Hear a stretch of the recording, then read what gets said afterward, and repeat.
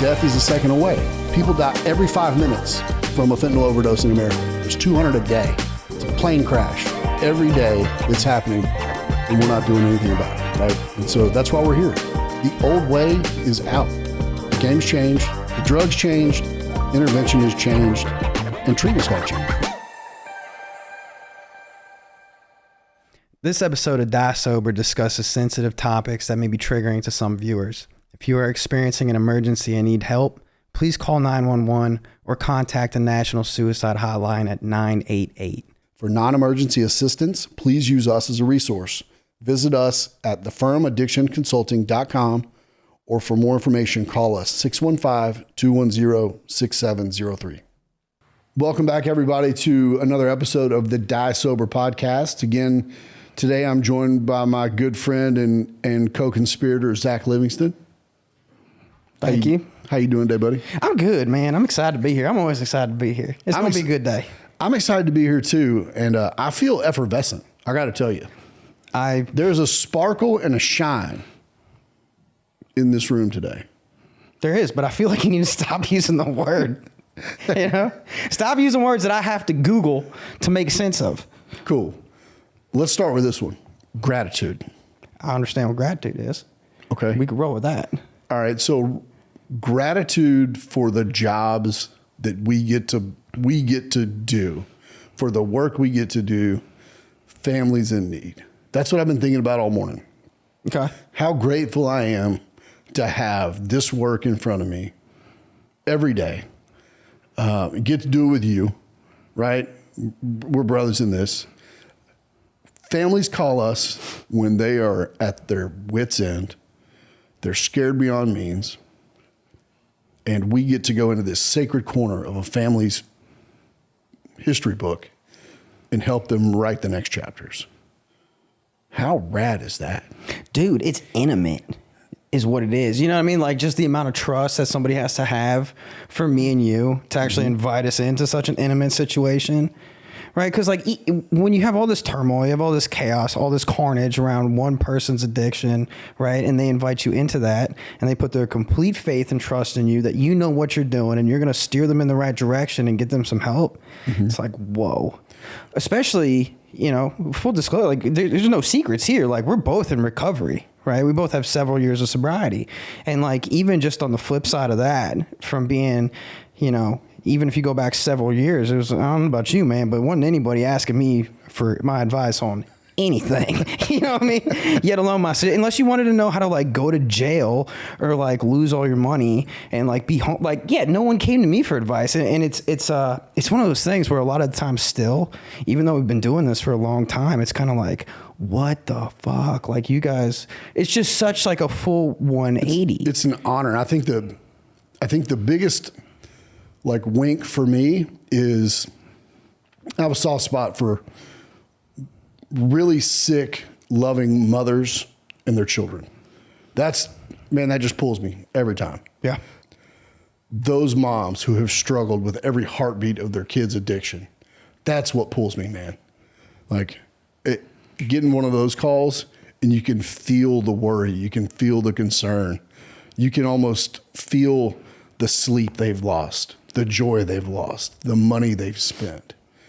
And they're calling you saying, hey, I don't have anything else to hope for. Can you help me? Mm-hmm. Right? And we get to say, yes, yeah, I can. Here's how we do that. Right? We walk them through a process.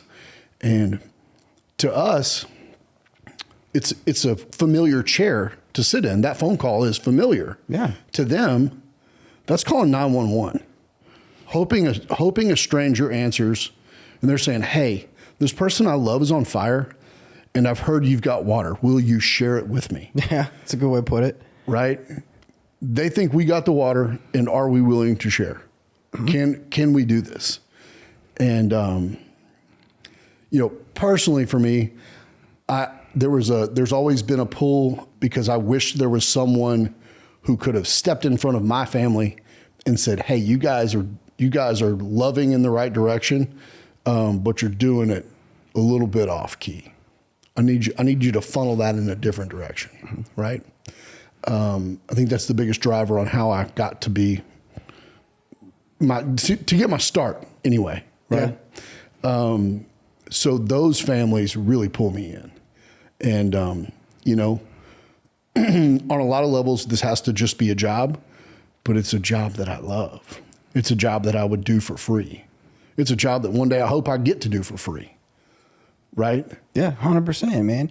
Like we've had this conversation before in a lot of ways where it's one of those things that like you have to love it, right? And you have to be cool with being, you know, not confrontational, but be cool with confrontation. There is a difference, right? But at the same time, like if you're not absolutely have like this obsessive love for it, I don't see how anybody in our positions can actually find this to be sustainable. I mean, you got your phone ringing at weird hours of the day. You know, very rarely does a crisis happen between 9 and 5 on a weekday. Never. It never happens, right? No. And you know, at the same time, like, and I don't even say this as like a negative thing, but it's not uncommon for a phone call to come in at like what could be an inopportune time. I mean, I know you've had one before on it was either Christmas Day or Christmas Eve when you were sitting down to a family dinner. I've had them, you know, in kids basketball games, things like that. But at the same time, like when it's time to go, it's time to go. And unless you have like that deep love for what you do, I don't see how anybody can actually do that. Not to mention like having a supportive families like we do that understand the nature of addiction and what we're up against and the schedules that come with that sometimes. Yeah. And being able to, we sit in a really fortunate chair because we can go back and forth and plug each other into the same case where we get to preserve some family life. You know, prior to my son's arrival, I had no boundaries with the telephone. I had no boundaries with what I would schedule. I've learned a little bit of that over the past almost 6 years, right? And having you come on has been a blessing, right? But at the end of the day, we do have to take care of ourselves to be able to take care of the families that we serve. And I say serve like legit serve. We sit in this chair of like reverence for the process we want to pull out for them. And, you know, they knock on our door, they're complete strangers. And at some point, they decide to trust us. Oh, yeah. Right? There's a contract, a release of liability. There's a transaction. Hey, I trust you guys. And then we got to start asking really hard questions. Yeah. Right? Oh, yeah, we do. We got to get into the whys and hows of how did this person's addiction last this long? What started it? What color can we get around? What started it? What brought it about? What's kept it alive? And it's not like a blame. We're not shooting blame bullets at anybody. We just have to understand what's gone on so that we can move forward. Yes. We can line everybody back up. And it'd be impossible to assign a blame anyways. Just because everyone's got their own parts as far as, you know, maybe things that they've done that they could have done a little bit different on the family side. Right. But none of them in and of themselves are going to be responsible for someone else's addiction anyways. Right. As to why it happened. Right. Why this. I mean, obviously, like there is a genetic component and there's usually a catalyst that comes with, you know, kickstarting that genetic component a little bit, usually in the form of trauma. But man, to say there's any kind of like blame thing associated, it'd be crazy on our end to do. But it you know, to go back to your point that you were making, it's always wild to me how quickly like those families start trusting us once we start asking those kind of questions, right? Because you know, you can't really get anywhere unless you ask the uncomfortable questions. Right. Unless you like start digging around in that dirt and kind of, you know, shifting through things to see like what's what and what's in there. You can feel the pulse drop when you ask a tough question and you get a vulnerable, truthful answer. It is how we respond. Yeah. Right. When that answer is not met with judgment or shame, it's met with understanding. And usually met with a follow-up question, right? Yeah, there's always a follow-up question, right? There's always continuous questions, and you know, I think it's because we've learned to take that kind, curious route with our families, and that's the same route we take that approach with the families so that they can learn to take that approach with their loved one. Mm-hmm. Right? It's kind, it's curious. We want to be inquisitive. We don't want to be demanding or making, I know this type of statements, right? We don't want to build anything other than a bridge for our addicted person to walk across, right? And we want to walk our families halfway across that bridge and pull them across, right? Did you just come up with that analogy? I really did. Have you kept that in your back pocket? You just came up with that? No, I really just did. I like that. I'm gonna keep it in my back pocket. I haven't heard that before. I like it sparkles, doesn't it? It's what's the word? It's effervescent. Effervescent. I told you I'm gonna keep wanting to say evanescence. It's okay. That's a 90s band. What I'm describing is something that is sparkly, shiny. Right. So anyways, I like the bridge analogy. Okay. So it's a bridge. Addicted loved one on one end, family on the other, and we're there to guide the family to go meet them and pull them across. Yeah. Right. And along the way, we become ingrained into this family's history, mm-hmm. The calls, the texts that we get, years later. I mean, even, so first intervention I was ever a part of, I was there with you, right? So I was obviously second chairman. It was the first one I ever been a part of. Mm-hmm. And this was I can't even do the math. It was a long time ago. I mean, it's been several years, but that was one of our great success stories. And two, it ties in exactly what you're talking about, because I still hear not only from the gentleman we intervened on, but also from the family on a pretty regular basis, mm-hmm. at least quarterly, once every 2-3 months, they chime in and they just say, thank you for everything. We're thinking about you. We appreciate you. Things are still going great. And we have several of those. Yeah. I mean, there's some guys I still work with now that I've had 2-3 years. Right.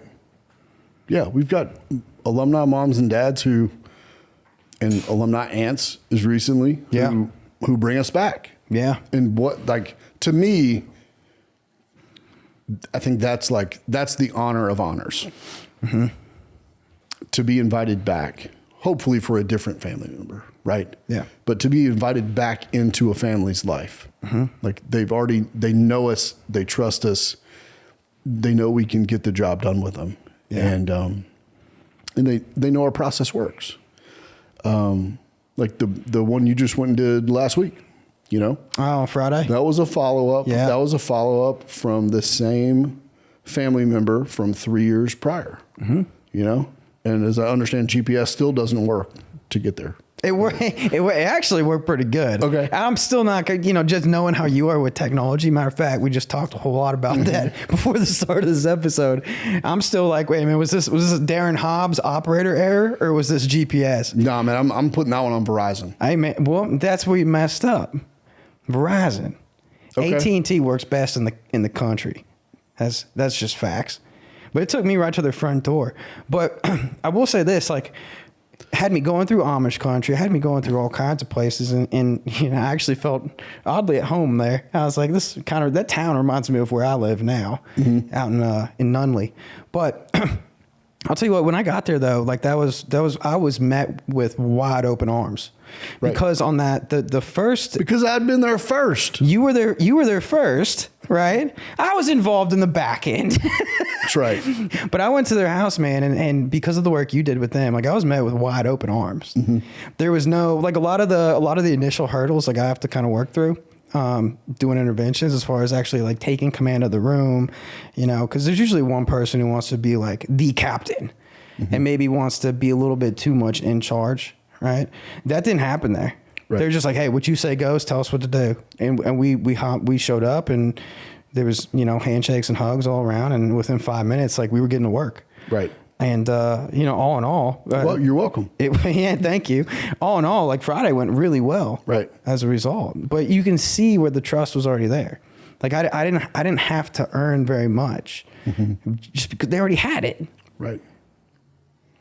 And they had a great experience with treatment. Their loved one from the previous is still thriving. Yeah. Right. Sober and good. Some of my favorite interventions that we went into are those hard fought, not just the win, getting that person to go to treatment and start their journey to health, but winning over the toughest person in the room. I've had a lot of those. Right. But I think like the one that sticking out to me, as I was thinking this morning, we won't belie his rank. We'll call him the commander. I knew you were going to go with him. Right. I knew you were going to go with him. The minute he put that hand out, he said, "Son, I didn't make commander worrying about my men's feelings." He was a G, dude. Yeah, for real. He was a G. 90 years old. Still, highest ranking guy that I've ever come across, former military. And he happened to give us pancakes at the end of it. I forgot about the pancakes. And they were great. That was a good touch. Yeah, I forgot about the pancakes. They were some of the best pancakes you ever had, right? They were pretty good. But when we walked in there, that dude was ready to shoot us. Yeah, especially me. He did not like me. I can't imagine why. I know, shocker, Right. Well, we probably looked like the guys that the family had warned this young person about, right? Yeah, no, for sure. Stay away from dudes like this, right? And here mom and dad bring in two of us, right? Yeah, he wanted nothing to do with us when we first went in that house. No. And I don't blame him. Don't blame him at all. I mean, think about it. Dude's like 90 years old. He's a decorated wartime vet. The commander. Dude's hard as nails. Right? Like, of course he's not going to want to, switch roles. Right. Take instructions from us. But like, you can see as that intervention went on, how he kind of started to shift. And he shifted slowly up until a certain point, and then it was just like full tilt. Right. And you know when it happened too, because he did exactly what you said. He put his fist down, and he let his grandkid know exactly what time it was. Right. We needed him on that one too, but taking command of that room, that was almost that was almost we had to almost invite him to join us, right, and put him in a place of where he felt like he was in command. Yeah. When truly we were inviting him to just make the case. Yeah, you can leverage those kind of things in your favor still if you know what you're looking for. Right. The wild cards in the family can be aces of spades. Yeah, man. If you bring them in correctly, right? Sometimes we have to get two people who haven't been on the same side of a fence to sit on the same fence for a while, particularly split households like mom, dad. Maybe there's a little bit of bitterness there remaining. And I always like to do that by just asking questions like, hey, clearly you guys, you're remarried, you've got separate lives now, but you'd both do anything for your son or your daughter, right? Yeah. You always get a yes. Cool. If that's true, this is what I need you to do. Right. Can you guys and then further, can you guys get on board with that? Yeah. Right. I've asked people before, like, can you show me today? Can you show me today? Yeah.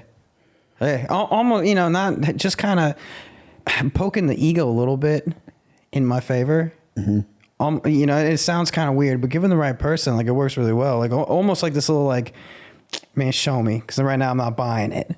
Right. I don't know if you can, kind of thing, but without actually saying it. Right. And it works really well. At least it's worked really well for me. That's what I had to do in Florida a couple of years ago, right after I got married, for an intervention down there. That one was a whole. I remember that one. Yeah. That one was another one where it was the room was a big room and a lot of big personalities. But the dad in particular, his was the biggest. Right. Right. And because he wrote all the checks. Oh yeah.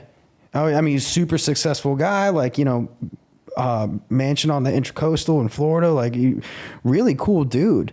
But at the same time, like, he's used to sitting in the captain's seat. He's used to calling all the shots and everything else. And he really wanted to be the shot caller that day.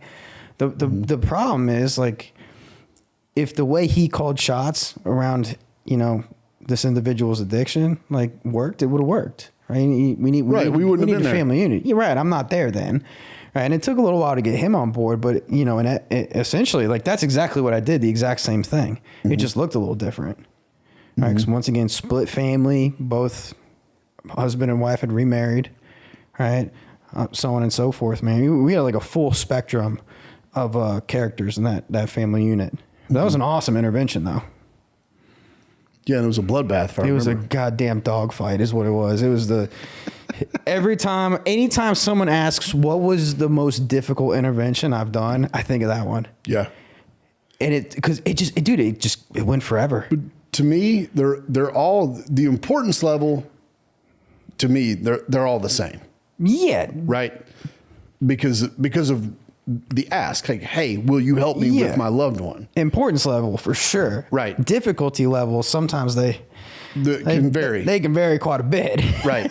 And I think from where I sit, like the hugs on the way out the door that I get to witness, and sometimes the hugs that we receive from families, to me that is more payment than I can get in any other way. Yeah. For real. The look of relief on families' faces. A few years ago, we had that young man, as a young dude, really dug in, and he had a cast. Maybe it was a shoulder, maybe it's an arm, but he was really leaning on that thing to be the reason why he couldn't go. Oh, I remember it was a leg. It was a leg. The relief from that young man's mom, the hug from that dude's mom. Like it felt like I was giving, infrequently, hugs from moms, talking with mothers after. It almost feels to me like I'm giving some of that back to my own mom, right? Like some of her peace, some of her time, some of her joy, just because that's the language that I know best. And I love seeing the moms get excited. And man, it's still, I had a pretty hard dad growing up, a loving dad, but hard. Man, when I get to see a father show their emotion in an intervention. Oh, it gets me every time. That's what gets me. It gets me. It gets me. It gets me real grateful. Yeah. Like, man, I just got to witness something this kid or this person has needed for a long time. I got a front row seat to just see. Yeah, man. Family miracle. Right? Yeah, dude. And you've met my parents. They're cool as shit. But like at the same time, like I grew up 2 naval officer parents, and they were cool, but you just imagine how that goes. Right. Right. And at the same time, like my dad was very similar. So for me, it's the dads that get me. Right. Because I think too, like there's part of it was just like, shit, dude, I want this dude's approval. And like, I want my attaboy so bad. But like when I get to see like fathers on interventions, they crack that tear and like it all comes out. I'm like, let's go. Like, that's what I'm talking about. It gets me jacked up because there's two, like there's a part of it. I don't know if you could probably relate to this just based on what you just said, but like there's a part of this too, like having put just on my end of my own addiction. Right. I mean, cause I was getting fucked up daily from 12 to 28. Right. Like drinking alcoholically from 12 years old to 28 years old. So I have 16 years of just putting people through hell, like pretty literally. So like, there's a part of it too, where it's like, I feel like I got to make it right.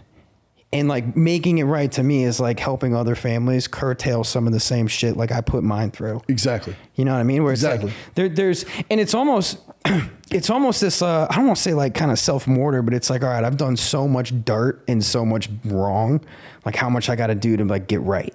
Yeah. And I don't think there's like an answer to that. And if there is, to be honest, like I don't want it, because once I hit that capstone of like, all right, bro, you've done enough. Here's your attaboy.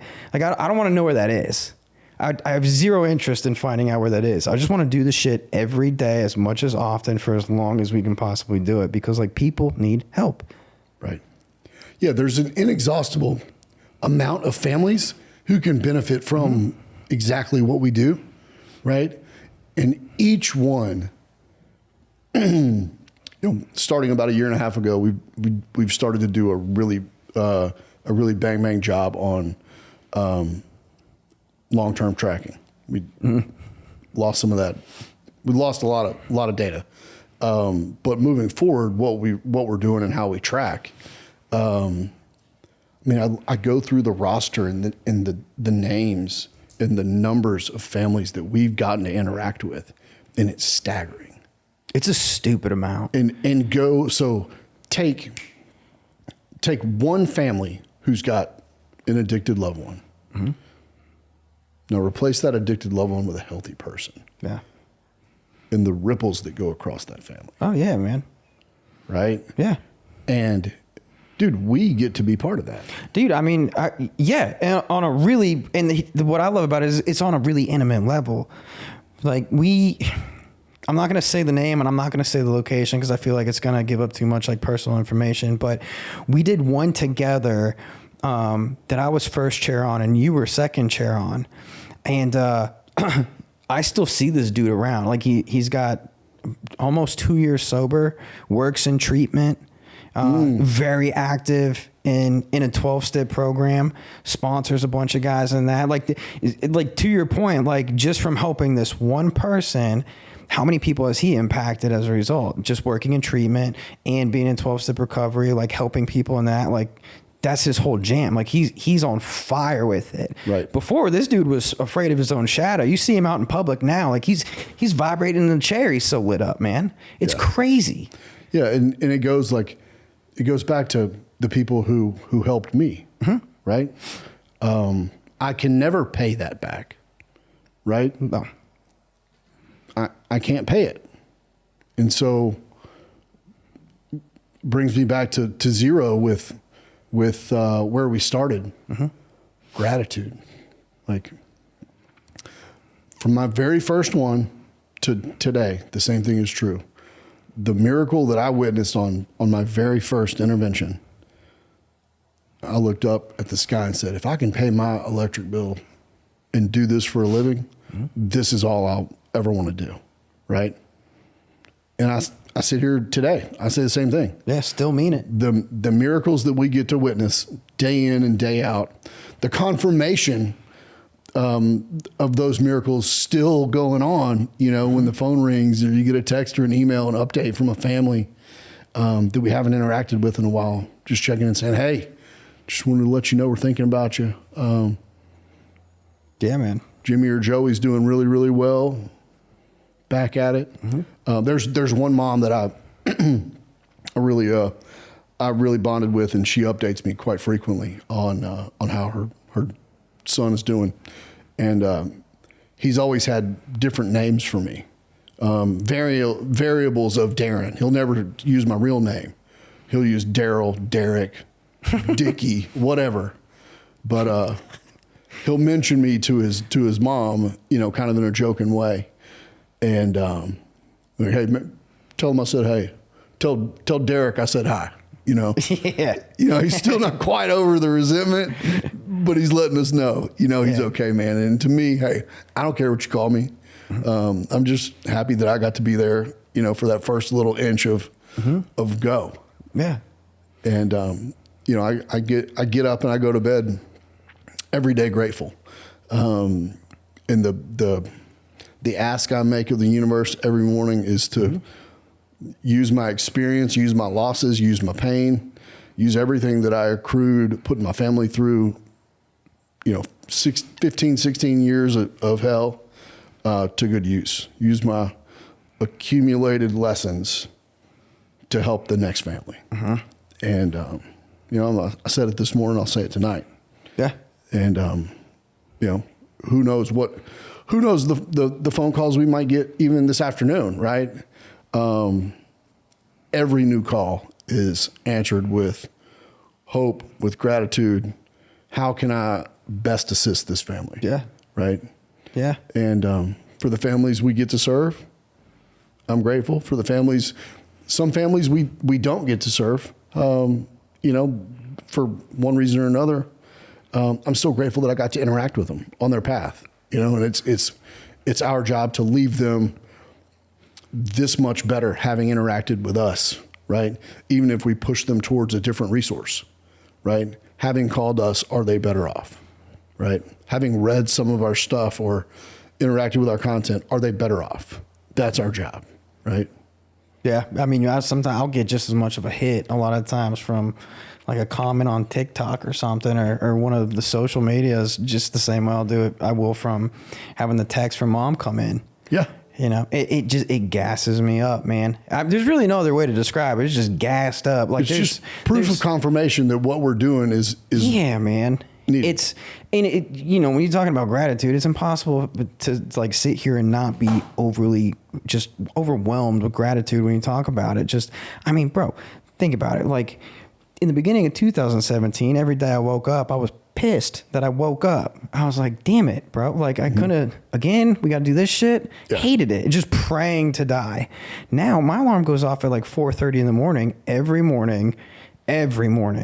And I'm gassed up.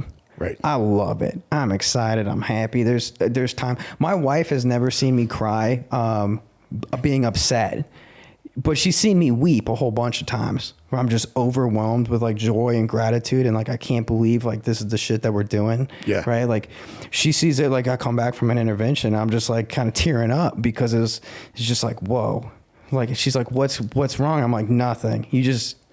I can't articulate it. You'd have to witness what I just witnessed. It was beautiful. Yeah. And it's almost an indescribable feeling of, it's effervescent, really, to use the word of the day, but it's joy, it's relief, gratitude.